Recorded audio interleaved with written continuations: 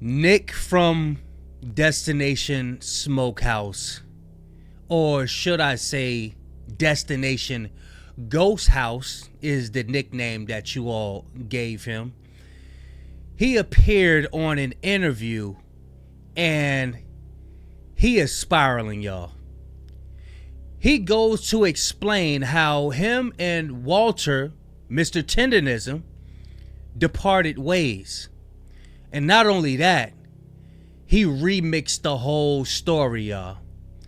He goes on to say that the way that everyone think that they broke up, Mr. Tendernism and Nick, Destination Smokehouse, isn't the way that it was. Well, I was under the impression that you were jealous of Mr. Tendernism because he wanted to do his own venture, and the paperwork that you presented to him didn't have himself in your best interest. What am I saying? You presented Mr. Tendernism some paperwork to lock him in. You wanted him to be your personal slave to help you further your company, Destination Ghost House. And what Walter did, Mr. Tendernism, he seen that he was better without you. And you didn't like that. You ain't like that at all. And you wanted to keep on stringing him along to improve your own company. Check it out, y'all. What happened, or what is your relationship with Walter? Because that kind of separation seemed to be the epitome of a good thing that then separated. But what actually happened? Because it was a little inconsistent. Did he leave? Did he stay? Or maybe you could share your side of it, of what happened with Walter Johnson. It is disappointing. I did not want this to happen. Walter and I have been realizing for like 6 months before he left that this was bigger than we ever expected. And we've already been through bigger than we ever expected multiple times, but this was different. And we talked all the time about how the internet was trying to do their divide and conquer on us. And he would be the first one to tell me, like, Nick, don't worry about it. We're good. Don't let them do this. What I feel happened was the noise got really loud to where people who originally loved Walter started saying a lot of negative things about him that he did not like. And we were sticking through it and we were fighting through it together. So he proceeds to say that Walter was letting the noise get to him. His own people were too loud in telling him that he needs to depart from Destination Ghost House. And what he's saying is that the noise became so loud, Walter couldn't handle it no more because people were putting out memes that he was tap dancing and that he just wanted to be up under Nick. And Walter couldn't handle it no more. And that's the reason why he had to separate himself, because he had to listen to us, which is total nonsense, y'all. Because when you listen to Nick explain everything, we can hear it. Before I start to raise my voice because you making me mad, y'all make sure y'all not around nobody, because you might start swinging when you listen to this guy explain why Walter, Mr. Tendernism, separated from Destination Smokehouse. And I want y'all to keep in mind, throughout this whole interview we about to react to, he have not yet mentioned somebody short stopping Mr. Tendernism's money, his money that Keith Lee was trying to give him. Keep that in mind as we go further, y'all. Check it out. And about 2-3 weeks before he left, he called me one day asking a question about one of the videos that someone had edited and made me look like I said something about him. And I was like, Walt, you were sitting right next to me. I was talking about myself. They're trying to make it seem like when I said that this guy started with 0 and I'm doing this, they think that I'm talking about you. I've said this in other interviews that I started with 0. This isn't the first time I said it.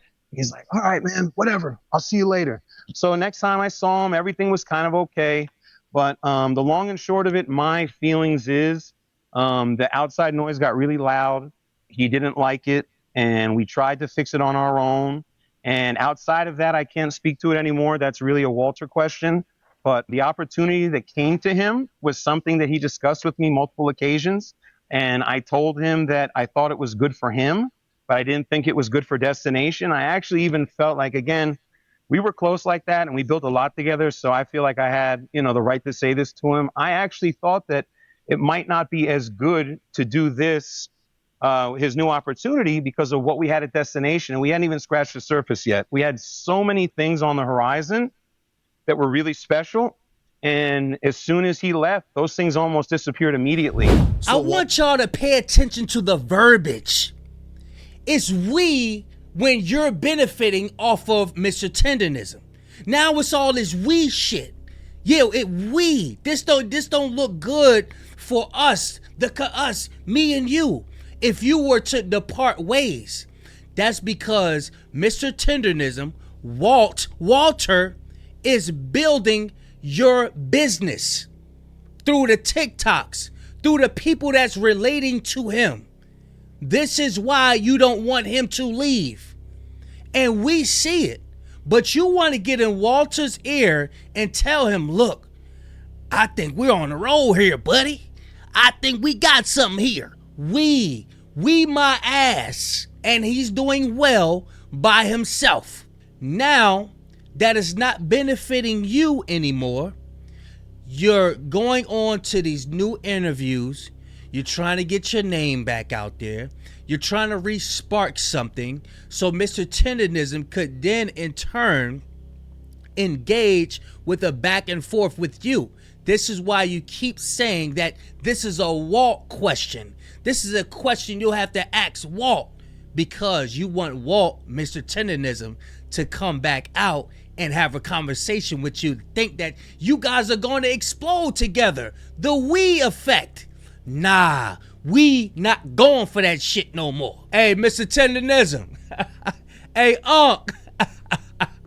Go and stay where you at, boy. And I'm really happy for him. I see him doing a lot of cool things and a lot of people showing him love and respect. And I wanted that for him and us, but for him especially. Even when he told me that he wanted to leave, and I said, I don't think it can work if you leave doing what you're currently doing for Destination. But I think this is a blessing for you, that after the 5-6 years that we've known each other, that you can take the word Tendernism and go out on the road and build something for yourself, 100% for you. And I thought that was a great thing. All the time, everybody's talking about percentages and ownership. And Walter not only was offered a percentage of this business, he was paid like an owner while he was here. Unfortunately, and this is a question you have to ask him, I've had papers drawn up for him to review and to decide whether he wanted to sign. It was everything we had ever discussed in our verbal agreement, and he never would follow through with signing anything. And I just felt like whatever it is about the way he is old school, he didn't trust paperwork. He didn't want to be on paper locked in anything. I don't know. Again, that's a question you have to ask him. But as far as I was concerned, what we had was really special. And when he told me he wanted to do what he wanted to do, I wished him well. And I said, listen, you leaving doesn't mean we can't still, get along. Doesn't mean that you have to leave and people have to be mad that you're not with Destination. He's like, man, come on. That's crazy. He's like, man, I'm Destination for life. And I was like, well, we're really close, and my kids, and I just don't want them to have to deal with anything real. Before I even got this sentence out, he's like, man, stop. He's like, we're family. So the last thing I said to him, that was a conversation we had before he made his announcement, was Nick, he's like, I'm going to go public. Hopefully I get on an interview with national attention. And when I do, I'm going to clear everything up. So I took him at that. And when he made his announcement the way he did, I was really in shock, because my feelings and everybody else's feelings was that he was fired, that he was treated poorly, and that he had to do what he was doing. And it was exactly the opposite. You know, Walt, man, you know the kids and you know the family, man. So I just don't see it, man. I don't see why you need to go out there on your own, man. You're getting up in age, and I just don't think it's right for you out there, man. You might go out there and get hurt, man. Do y'all remember when Tupac tried to distance himself from Suge Knight? He said, look, I want to go do my own thing, man. I'm good. And then what Suge Knight do? He turned around and said, look, we got something for you. Sign this paperwork. Death Row East or some like that. Y'all remember that? That's the same thing Destination Smokehouse tried to do with Walt. He tried to trick him. And I'm glad Mr. Tendernism, Walt, did not sign that paperwork.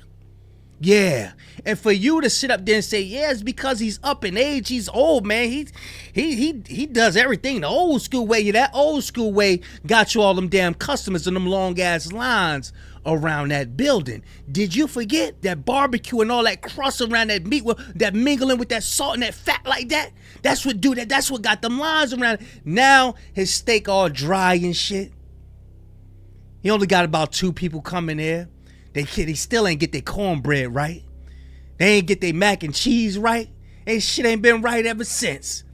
All because you want to hold Walt up right next to your side to help elevate your company. But no, Walt did right. And we love this. This is what we love. So keep embarrassing yourself out there in these interviews so we can react to it. And we can further along make some money off of you. If you got this far, put a Destination Ghost House in the comments section. But check the rest of this interview out, y'all. Now, the ownership part that you just spoke of, is that similar to what happened with the trademark? So the trademark, that's totally different. Okay, so trademark, I wanted nothing to do with back in 2024. Walter visited. Walter was shopping, he told me, and some guy in a grocery store came up to him and mentioned Tendernism, said, hey, you should trademark that. Another person said something similar to him a few days later, and he came to me with it. I was like, listen, Walt, I don't know anything about this. Back 2024, like I said, we weren't making a lot of money still. Revenue was coming in, but I was focusing on not selling out every day. We were cooking off site. We had one smoker to cook for all these people that wanted to come in and eat. So I wasn't really thinking about it. And if anything, Black Diamond at the time had more resonance than Tendernism. So to me, I was like, listen, Walt, I'm not really interested, man. If you want to try and do it, go ahead.